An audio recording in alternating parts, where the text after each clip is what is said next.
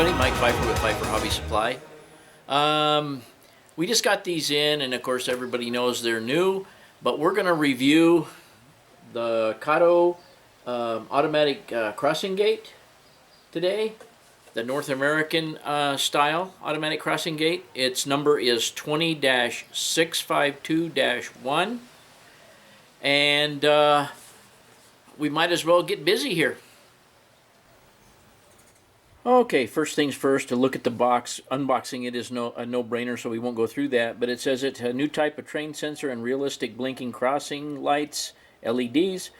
4 different selectable sounds, which I've tried already, and I'll show you guys.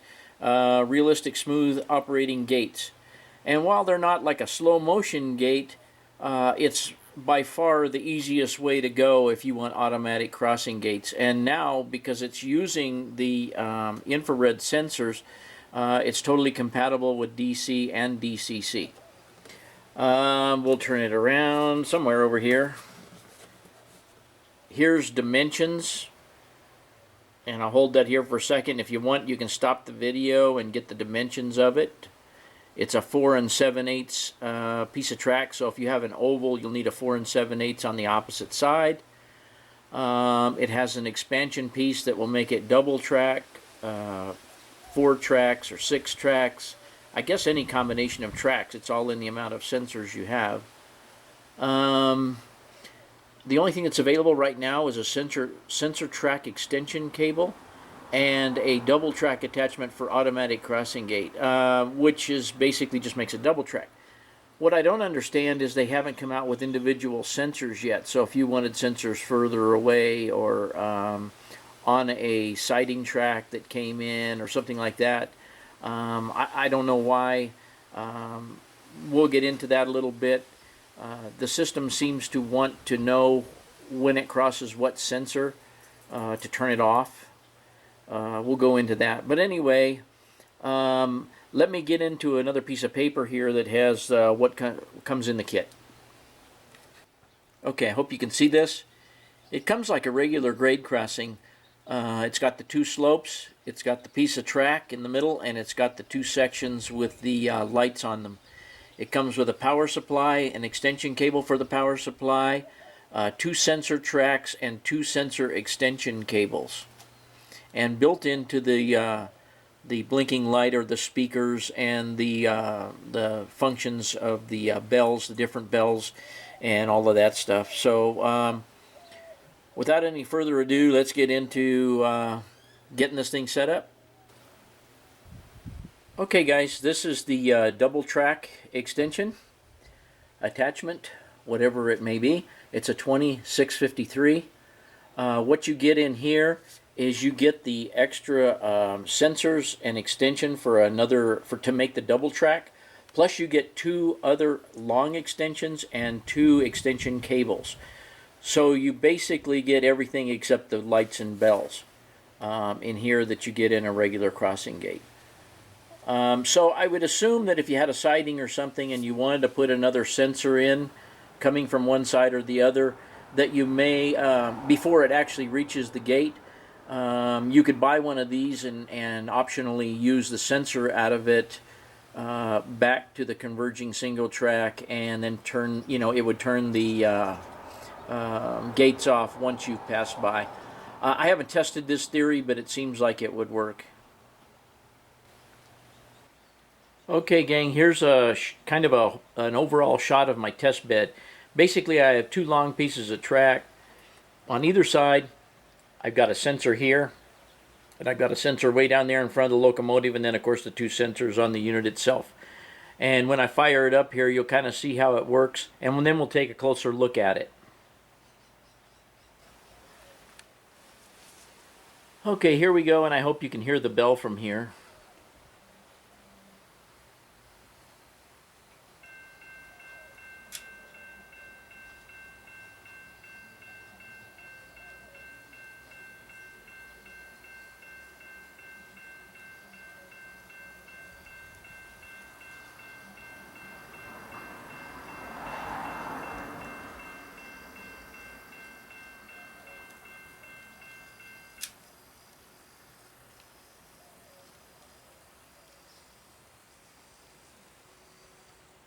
And obviously the gate went up. Let me get beyond the other sensor here, and we'll go back the other way.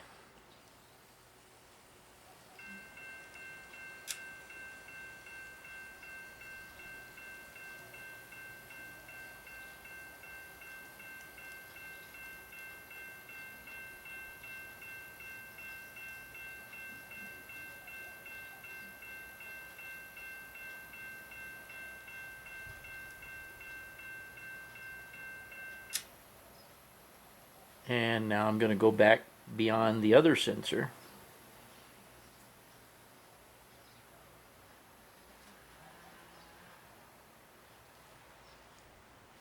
Okay, so you can see that it works bidirectionally, and I am currently running on DC here, but there is absolutely no reason that it won't run on DCC because it has no interconnect to the track power. It's a totally individually powered unit, and like I said, it works off of infrared. So let's take a little closer look.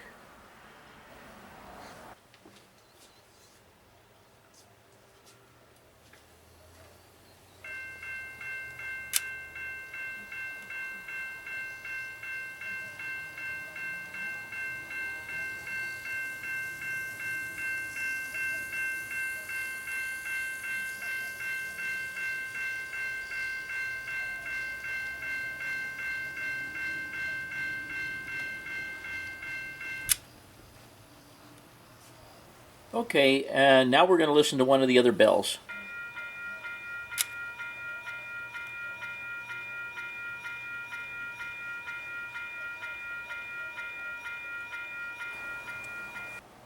Now the next.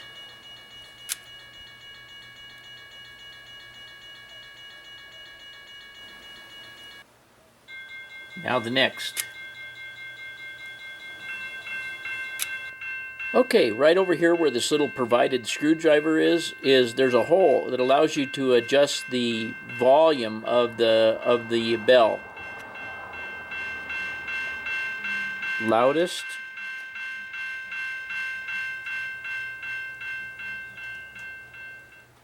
to 0. And you can see even at 0 we still have light. So we'll turn it back up to about midway, or whatever strikes your ear.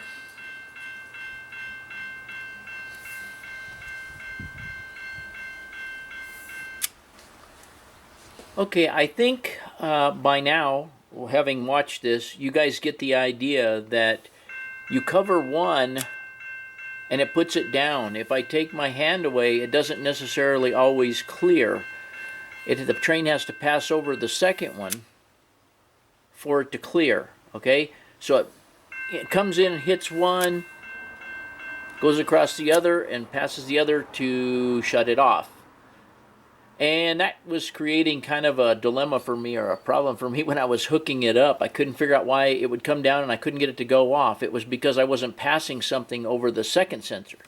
I would start it with one sensor, be this one or the one down at the other end over that way, and then I couldn't get it to turn off. Because if I start this, in theory, if something doesn't, a fly or something doesn't fly over it, this thing will stay on. So you have to keep that in mind if we use the scenario of there being a siding over here on this side that entered the track right in here somewhere, and if you had a sensor back that way, it would turn it on, but until you pass over it, it wouldn't turn it off. So you'd probably manually have to turn that off by waving your hand across the top of it, if that makes sense. Or you'd have to have some kind of another sensor in it that would possibly turn it off. I'm not exactly sure how that would work. I may try and set that up for you guys and test out my theory. I mean, I'm pretty sure you can have two tracks coming in here and then ignite it or turn it on from either one of the two incoming tracks, and then you would have to go across the crossing to get it to turn off. So if you were doing switching and you didn't go all the way out on the main and cross over that, it's likely that it wouldn't turn off until you run your hand over the top of it or something. There also is a sensitivity adjustment on the bottom of this unit itself and each one of the sensors. And when they come from the factory, they're set in a mid-range So if you find that it doesn't pick up a locomotive or whatever, or a car that may sit high or something of that nature, you may have to bump up the sensitivity. Or if it goes off unwantedly, you may have to bump the sensitivity down. But either way, it seems to be fully adjustable in that respect. I'm going to run a train through here again. I'm going to run it backwards and I'm going to run it forward, just so you can see it in action again, close up. So let's get to that.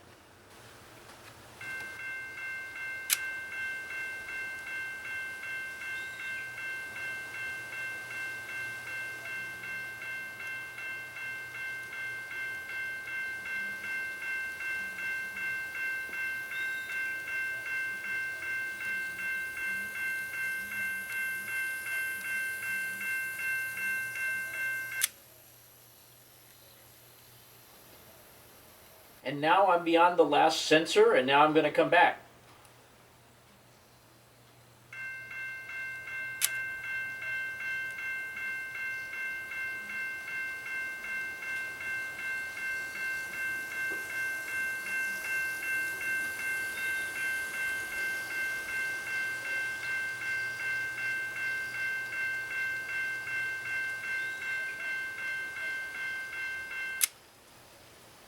And now I'm beyond the left-hand sensor. So if I had another train incoming or coming from the other direction, it would have reset and it'd be ready to go. Now, the first thing that I said when I saw it was that the crossing lights are awfully large. But for a production-built item that you don't have to spend any time constructing, hooking up, all the finicky things that there are to say in NJ International and using tortoise machines and all that, this is just so much more simple. And of course, there's guys out there that are going to want to change out the arms to flat arms and things like that. But it looks like, I mean, just glancing at it, it looks like that kind of stuff would be really, really easy if you wanted to tinker with this. And I'm sure there'll be a lot of guys that do tinker with it. If you'd also notice, it's got some electrical boxes here. Those could definitely be painted silver. This thing could really be dressed up. I don't know, you could put some temporary foliage over some of this possibly to hide some of the stuff you don't want seen, I would guess, especially like a nosh grass mat or something that could be laid over that. You definitely don't want to get something in the way of this because you can obviously operate this manually as well. Okay, it's just like a Kato turnout. You can see that it works manually as well. So you don't want to obstruct those. I'm going to see, maybe I can set up a little siding here for you. I'm not sure if I can do that, if I have enough wire and stuff like that, but let me see what I can do. Okay, gang, here's the temporary setup I came up with. I had to take the sensor that was down on that end and move it down there so I could use it. So I have a sensor on the siding and I have a sensor on the main line. But as you'll be able to see here, it does work. I have the turnout thrown to the siding and let's give it a run.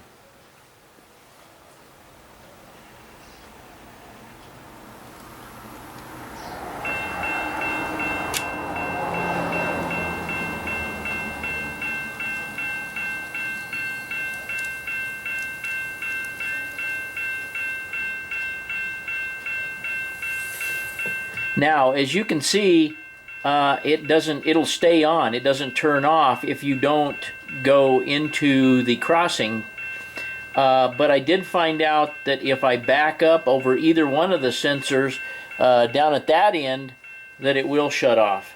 So if you were going out onto the main line and then backing up onto the main line, or if you're going all the way across the crossing, it would turn off. But let me throw this switch back to the main line and let me back up for you. And when I get down there to the other sensor and it senses another hit, it'll turn off.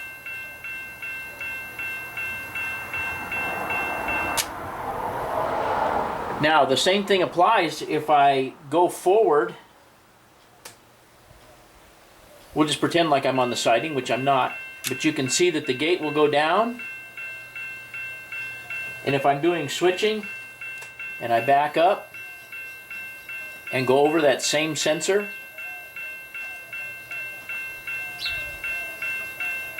it gets another hit and it turns it off. So this does prove that in a switching environment just beyond the turnout where you wanted that crossing protected, this will work. I will show you underneath it what I had to do to accomplish that though. Okay, here's the bottom side. Not much to the bottom side. The directions tell you how to plug these in. This is the sensitivity for either one of the two sensors. And obviously this sensor is on this side and that one's on that side, which is pretty self-explanatory. Now with my siding, and since we just did the siding, I'm going to show you that first. But with the siding that I had over here, I had to plug both of the incoming sensors to the same side. In other words, this sensor here, so that it knew when we were crossing this sensor to disable this one and enable this one, apparently in the circuitry, if I was going out to turn it off. So what I'm saying is my siding and my main line are tied to the same side of the crossing gate via these extension cables. I had this set for straight through, and you have to take this one off. If this was the lead going to the sensor that was that way, it would have to be plugged here, so that you'd have main line in from that sensor, and then this sensor would be the trip going out. Okay. So anyway, I guess to rehash what I just said, if I'm doing a siding and I want the two sensors that are that way to operate this gate, then they have to be plugged into the same sensor side, if that makes sense. Aside from that, let me show you the bottom of the little sensors themselves. Okay guys, in the instructions, there seems to be a little contradiction in the instructions. Not necessarily in what I'm going to tell you here, but I'll explain it later. This little plug, I'm trying to get it close enough so you can see it. You can see the three little metal tabs exposed there.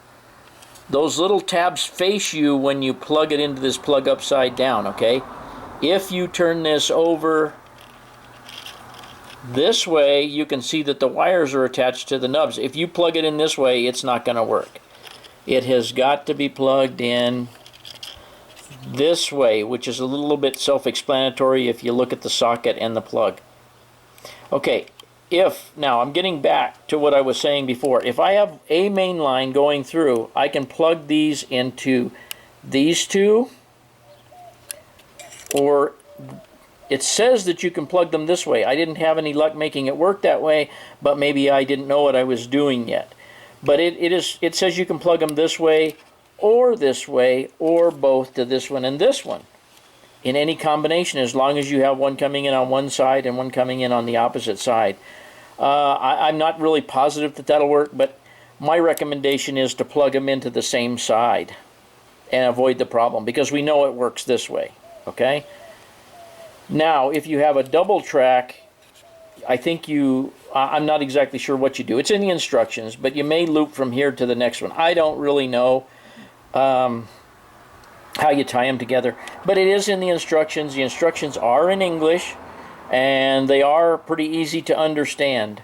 The only thing that I found a little contradictory is that it says you can't use it like this, that it has to be like this, but then later on it tells you that you can use it like this, diagonally plugged. So I'm not really sure there, but it's irrelevant. When you play with it for a little bit, you'll get the hang of it. The only other thing I can suggest to you is, when you're playing with it, you just have to be a little bit careful not to break off the arms and so forth. You know, you got to hold it up and make sure you don't let it fall on the table. Don't try and stand it upside down or something, which is pretty self-explanatory. But basically, that's it for this unit. It's It looks pretty indestructible to me, and I think it would work a long time as long as you don't get something contaminant over these sensors. You would be okay. And by the way, I'll try and get up a little bit closer here. There you can see the IR transmitter and receiver, and all it does is reflect off the bottom of the engine or cars to get that signal. And if without breaking this, if I'm able to tilt this up, you can see that they're on a slight angle. So anyway, that's how it works. As I was saying earlier, let me show you the sensor. Okay, here's the little sensor track. You can see that it has a sensitivity adjustment on the bottom. It has a plug, just like the plug on the bottom of the gate itself. And of course your extension cable, which appears to be about 35 inches, which is pretty standard. All of their extension cables for everything are 35 inches, so my guess is it's 35 inches. Like I say, the joiners are just joiners. There's no interaction between the units and the track power itself, so fully DCC compatible and DC compatible. If we look at the top of the track, it has the same IR setup that's on the crossing gate itself. And like I say, I think you could get extra ones of these by buying the double track extension or the double track attachment, and you could just use the two sensors that are in that set. You wouldn't get anything out of the double track part, but you at least could get two of these sensor tracks if you wanted more sensors. Say you had a yard ladder that came into this or something, you know, and you wanted to protect the gate. There's all kinds of ideas that you could come up with. I don't know why they don't make this particular track separately, but they don't yet. Maybe they will. But there's certainly a lot of uses for it. Even in detecting for anything else, animation, whatever, you could use this detector. So anyway, I think that about wraps it up, and you can see how it works, and I hope this was informational to you. Okay, gang, I did forget to mention that it comes with stickers. You probably have seen it on Kato's review they do of their own product, but it's pretty interesting. The only thing I find that's a little bit detrimental is they're not laser cut or something. You know, you have to cut them out with a real sharp X-Acto or something. But aside from that, it's cool that they include it. So anyway, I hope you enjoyed it. Okay, everybody, I hope you enjoyed that, and I hope there wasn't too much traffic noise and chainsaw noise, being as I did it here in the garage. It's the only place I had space to set up a long, straight track. But anyway, as usual, guys, I hope you enjoyed it, and thanks for watching.